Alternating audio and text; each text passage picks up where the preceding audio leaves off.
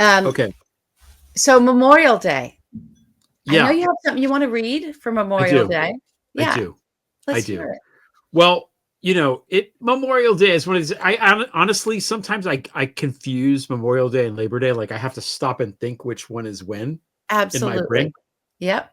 which is embarrassing. But it's my Same. brain No, is it's getting the it's same. getting shot. Yeah. So They're and bookends. They're bookends. and Memorial Day is what is it?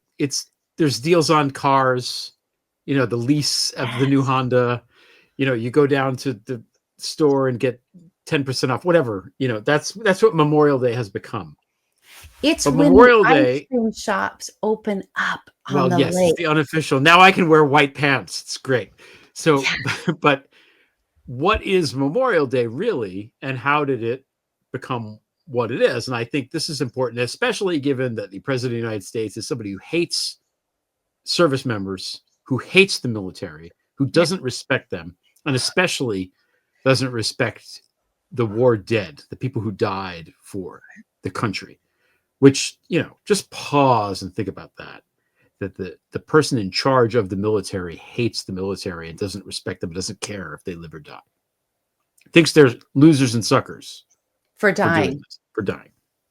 So this is what I He said got. that at a Okay. grave site. He said that at Arlington. He said it at Arlington, which is, have you been to Arlington? Arlington is it's really an emotional place. It's hard to I get. yes, You have to be a stone to not be moved by that place. But he's got no soul. He's got no soul. where are your tears?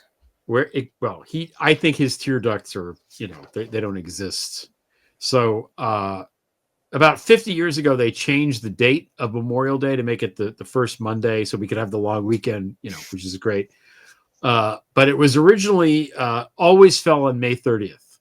Okay. And it was known as Decoration Day before it was called Memorial Day. And the reason it was on May 30th is because of flowers.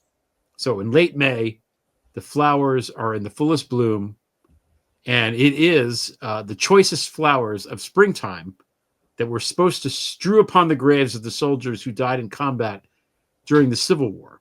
And this is according to General John Logan, who was the head of the Grand Army of the Republic, which was a veterans organization of Union soldiers, who issued this order, which I'm about to read, 3 years after Lee surrendered and the Civil War ended.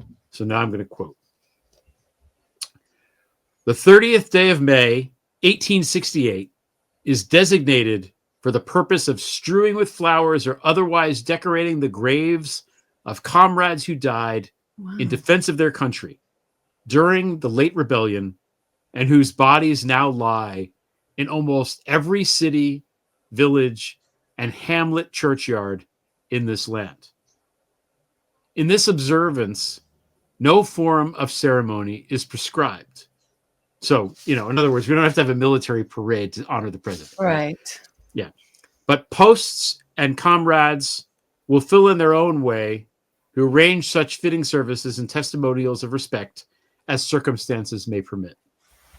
We are organized, comrades, as our regulations tell us, for the purpose, among other things, of preserving and strengthening those kind and fraternal feelings which have bound together the soldiers, sailors, and marines who united to suppress the late rebellion.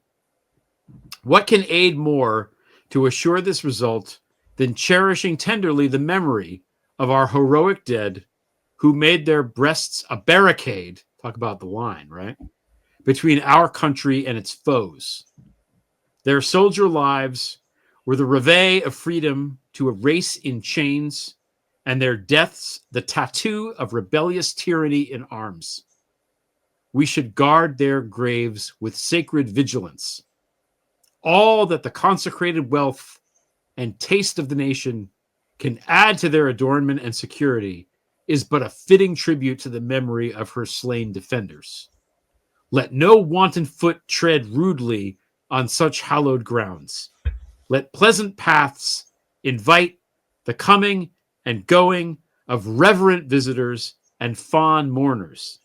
Let no vandalism of avarice or neglect, no ravages of time testify to the present or to the coming generations that we have forgotten as a people the cost of a free and undivided republic.